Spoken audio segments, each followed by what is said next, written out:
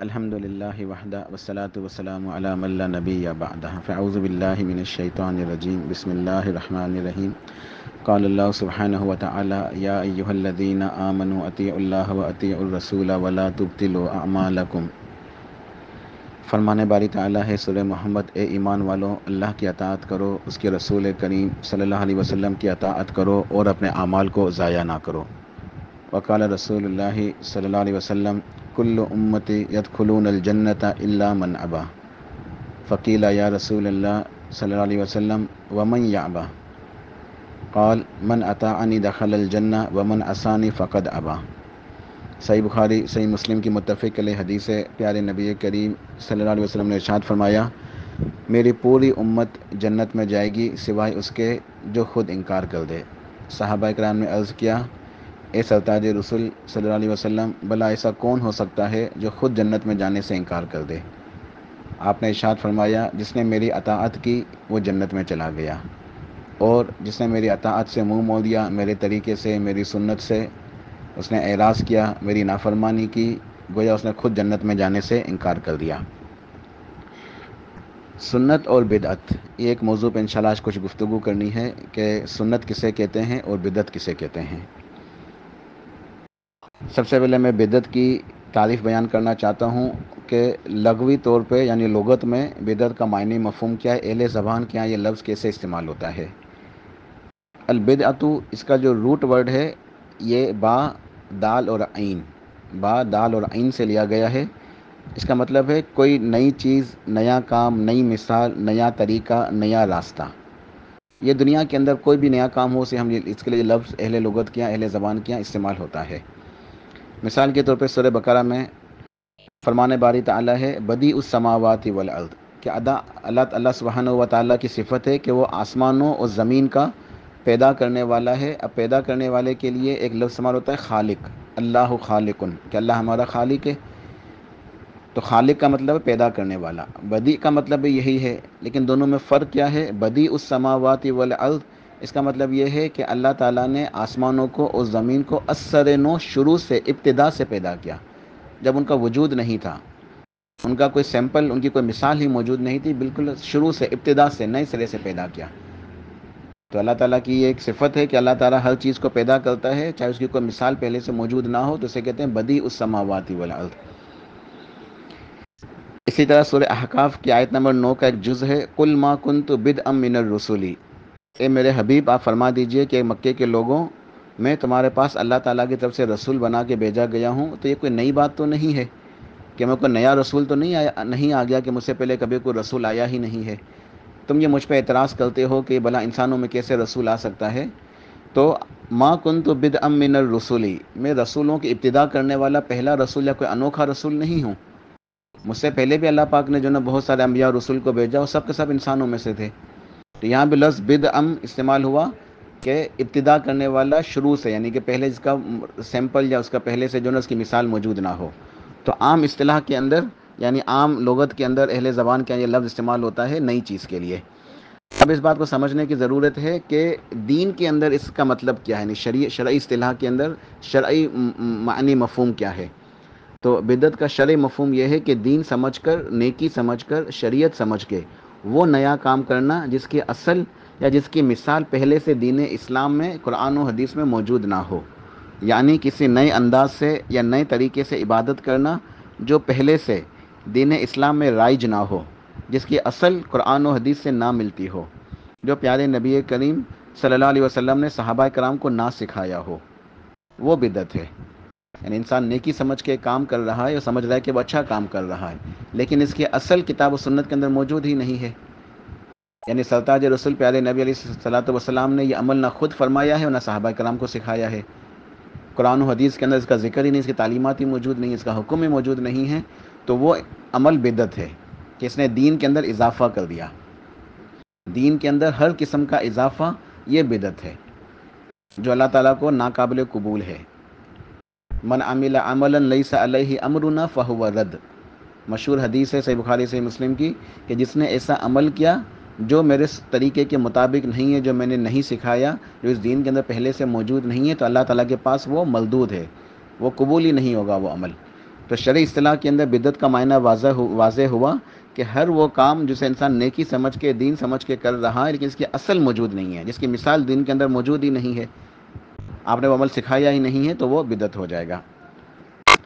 سنت کسے کہتے ہیں؟ سنت کے معنی ہے طریقہ، راستہ، یعنی دین اسلام میں عقائد و اعمال ہوں، عبادت و معاملات ہوں یا احکامات و مسائل ہوں، ان میں وہ طریقہ، وہ راستہ جو خود رسول اللہ صلی اللہ علیہ وسلم نے عمل کیا، صحابہ کرام کو سکھایا، اس کی تعلیم دی، جو کتاب و سنت یعنی قرآن و حدیث میں محفوظ ہے، وہ سنت کہلاتا ہے۔ یعنی دین اسلام پہ، شریعت پر عمل کرنے کا وہ طریقہ، وہ راستہ جو خود پیارے رسول اللہ صلی اللہ علیہ وسلم نے عمل کر کے دکھا دیا اور ہمیں سکھا دیا، جو احادیث کے اندر، دین کے اندر موجود ہے، محفوظ ہے، تو وہ سنت ہے۔ یعنی عبادت کرنے کا وہ طریقہ، دین کے پر عمل کرنے کا وہ طریقہ جو خود آپ نے ہمیں سکھایا ہے، صحابہ کرام کو سکھایا، جو دین کے اندر موجود ہے اور محفوظ ہے۔ تو آپ کا طریقہ، آپ کا راستہ، عبادت کس طرح کرنی ہے، ہم آپ سے سیکھیں گے سنت طریقے سے، تو یہ ہے سنت۔ بدعت جو ہے یہ سنت کی ضد ہے۔ سنت وہ ہدایت کا راستہ ہے، اللہ تعالیٰ کی طرف سے نازل کردہ ہے، اللہ تعالیٰ کی طرف سے بتایا گیا ہے، جبکہ بدعت گمراہی ہے، کیونکہ بدعت خود انسانوں کو اپنی طرف سے ایک وضع کردہ چیزیں ہیں۔ سنت قدیم ہوتی ہے، یعنی سنت کوئی نئی چیز نہیں ہے۔ سنت کب ہے؟ جب دین نازل ہو رہا تھا تو سنت بھی نازل ہو رہی تھی۔ یعنی سنت کیا ہے؟ احادیث، آپ کا عمل مبارک، آپ کا فعل مبارک، آپ کے اقوال۔ جب دین نازل ہو رہا تھا، آپ کی بعثت ہوئی، قرآن پاک نازل ہوا، تو احکام نازل ہو رہے تھے، تو جس طریقے سے قرآن پاک نازل ہو رہا ہے اسی طریقے سے آپ اس کی تشریح کر رہے تھے، اس کی تفسیر کر رہے تھے، صحابہ کرام کو احکامات سمجھا رہے تھے، بتا رہے تھے، دین کے پر عمل کرنا سکھا رہے، تو یہ تمام طریقے آپ کی سنت میں داخل ہیں۔ حدیث اور سنت ایک ہی ہے، اور حدیث یا سنت کو قرآن سے علیحدہ نہیں کیا جا سکتا۔ قرآن اور حدیث یا قرآن اور سنت، جسے ہم کتاب و سنت بھی کہتے ہیں، یہ ایک ہی ہے، اور دونوں ہمارے لیے حجت ہے، دونوں ہی کے اوپر ایمان لانا ہے، دونوں ہی کے اوپر عمل کرنا ہے۔ اور سنت ہے وہ توقیفی ہوتی ہے۔ توقیفی سے مراد یہ ہے کہ اس کے بعد میں ٹھہر جانا ہے، رک جانا ہے، اپنی مرضی سے کچھ نہیں کر سکتے۔ یا اس بات کو یوں سمجھے کہ عبادات کے اندر اور عقائد کے اندر اس کی جو اصل ہے نا، وہ حرمت ہے۔ جب تک یعنی کسی چیز کی دلیل نہ ملے، ہم وہ عمل کر نہیں سکتے۔ یعنی اگر میں سمجھوں کوئی میں عمل کرنا چاہتا ہوں عبادت سمجھ کے، تو میں اپنی مرضی سے عبادت نہیں کر سکتا، مجھے اس کی دلیل چاہیے۔ تو اسے کہتے ہیں کہ اس کی اصل جو ہے وہ حرمت ہے، کہ اپنی مرضی سے ہم نہیں کر سکتے جب تک اس کی دلیل موجود نہ ہو کہ یہ عبادت ہے۔ یعنی سنت توقیفی ہے، اس کے اوپر رک جانا ہے، ٹھہر جانا ہے۔ جبکہ اس کے مقابلے میں اچھا سنت جو ہے وہ تو مکمل ہے، جیسے دین مکمل ہوا، احکامات پورے ہوئے، آپ کی زندگی کے اندر ہی پیارے نبی کریم صلی اللہ علیہ وسلم نے اپنی زندگی کے اندر ہی اس دین کو مکمل طور پہ سکھا دیا۔ ہجرت الوداع کے موقع آپ نے صحابہ کرام کو گواہ بھی بنا دیا کہ کیا میں نے اللہ کا دین تم تک پہنچا دیا؟ سب سامنے فرمایا کہ ہاں، آپ نے بالکل اس کو پہنچانے کا حق ادا کر دیا۔ تو آپ نے فرمایا کہ اے اللہ تو گواہ ہے نا، تو وہ دین مکمل ہو گیا، محفوظ ہو گیا، تو سنت بھی محفوظ ہے۔ اس کے بعد اب اس میں مزید تبدیلی کی، مزید اضافے کی، کوئی الٹریشن، کوئی امینڈمنٹ، کوئی ایڈیشن، کوئی ڈیلیشن، اس کی گنجائش ہی نہیں ہے۔ تو سنت تو بالکل محفوظ ہے، اور سنت قدیم ہے، سنت توقیفی ہے۔ اس کے مقابلے میں بدعت ایک نئی اختراع ہے، ایک نئی ایجاد کردہ چیز ہے، اس میں مسلسل اضافہ ہوتا رہتا ہے، اس میں تبدیلیاں ہوتی رہتی ہیں، بدعت کے اندر اضافے چلتے رہتے ہیں۔ اس کی وجہ یہ ہے کہ بدعت جو ہے ظاہر ہے وہ انسانوں کی اپنی طرف سے بنائی گئی چیزیں ہیں۔ بدعت کیسے ایجاد ہوتی ہے؟ کبھی شیطان سکھا دیتا ہے کوئی نئی چیز، شیطانی وسوسے، شیطانی خیالات، شیطانی الہامات، یا کبھی کوئی ایسا گمراہ حاکم آ جاتا ہے جو کوئی نئی بات نکال لیتا ہے، لوگوں کو اس کے اوپر مجبور کر دیتا ہے ماننے کے لیے۔ تو کبھی حاکم کی گمراہی، کبھی شیطان کی شیطانی اور الہام اور وسوسے، اور کبھی کوئی رسم و رواج، کبھی نفس کی، انسانی نفس کی خواہشات، کبھی کوئی مخصوص حالات و واقعات، اور کبھی جہالت کہ سنت کا علم نہیں ہے، تو وہ سنت کا علم نہ ہونا جہالت کا سبب بنتا ہے، اور جہالت بدعت کو جنم دیتی ہے۔ تو بہت سارے جو ہے نا عوامل ہیں جس کی وجہ سے کسی معاشرے کے اندر بدعتیں رائج ہو جاتی ہیں۔ لوگ نیکی سمجھ کے کر رہے ہیں، لیکن ان کو یہ نہیں پتہ کہ یہ نیکی نہیں ہے، تو گمراہی ہے، تو بدعتیں ہیں۔ تو یہ لوگوں کی اپنی وضع کردہ چیزیں ہیں جو مختلف حالات اور مختلف جو ہے نا وہ کیفیات کے اندر وقوع پذیر ہو جاتی ہیں۔ اس کے مقابلے میں جو سنت ہے وہ وحی کی قسم ہے۔ سنت اللہ تعالیٰ کی طرف سے نازل کردہ ہے۔ وحی کی دو قسمیں ہیں، وحی مطلوع اور وحی غیر مطلوع۔ وحی مطلوع یعنی وہ وحی جس کی تلاوت کی جاتی ہے، یعنی قرآن پاک، غیر مطلوع جس کی تلاوت نہیں ہوتی قرآن پاک کی طرح، لیکن اس کو سیکھا سکھایا جاتا ہے، اس پہ عمل کیا جاتا ہے، اس کو پڑھا جاتا ہے، پڑھایا جاتا ہے، یعنی احادیث، آپ کی سنت، احادیث و سنت ایک ہی ہیں۔ تو سنت جو ہے وہ وہی ہے، جس طریقے سے قرآن پاک وہی ہے۔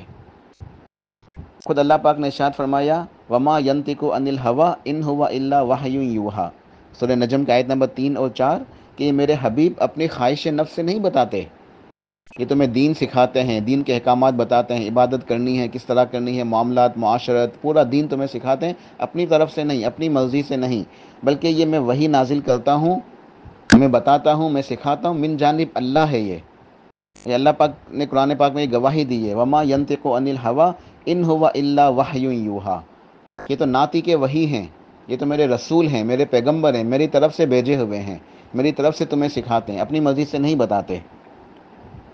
اور سنت کی اللہ تعالیٰ کی طرف سے حفاظت بھی ہے، جسے قرآن پاک کی اللہ نے حفاظت فرمائی ہے نحن نزلنا الذکر وانا لہ لحافظون، کہ ہم نے اس ذکر کو نازل کیا، اور ہم ہی اس کی حفاظت کرنے والے ہیں۔ تو ذکر قرآن بھی ہے اور حدیث بھی ہے، قرآن اور حدیث دونوں اللہ کا ذکر ہے، قرآن کو حدیث سے، حدیث کو قرآن سے الگ نہیں کیا جا سکتا۔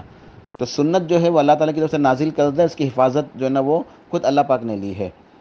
اور سنن ابو داؤد کی حدیث ہے، نبی علیہ الصلوۃ والسلام نے ارشاد فرمایا اللہ انی اوتیت الکتاب و مثلہ معہ، کہ خبردار مجھے اللہ تعالیٰ نے کتاب دی یعنی قرآن پاک، اور بالکل اسی کی مثل، اسی جیسی ایک اور چیز یعنی حدیث، سنت، کہ مجھے اللہ تعالیٰ نے کتاب بھی دی، قرآن بھی دیا اور سنت بھی دی ہے۔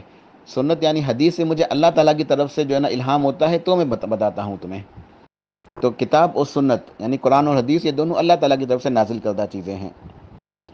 اور حاکم نے روایت کی ہے، امام حاکم کی روایت ہے انی قد ترکت فیکم شیئین لن تضلوا بعدہما کتاب اللہ و سنتی، کہ یقیناً بے شک میں تمہارے پاس دو چیزیں چھوڑ کے جا رہا ہوں، تم اس سے تمسک کرو گے، اس کو اختیار کیے رکھو گے، اس کو تھام کے رکھو گے، کبھی گمراہ نہیں ہوگے۔ ایک اللہ کی کتاب، کتاب اللہ، اللہ کی کتاب، اور دوسری وہ سنتی، اور میری سنت۔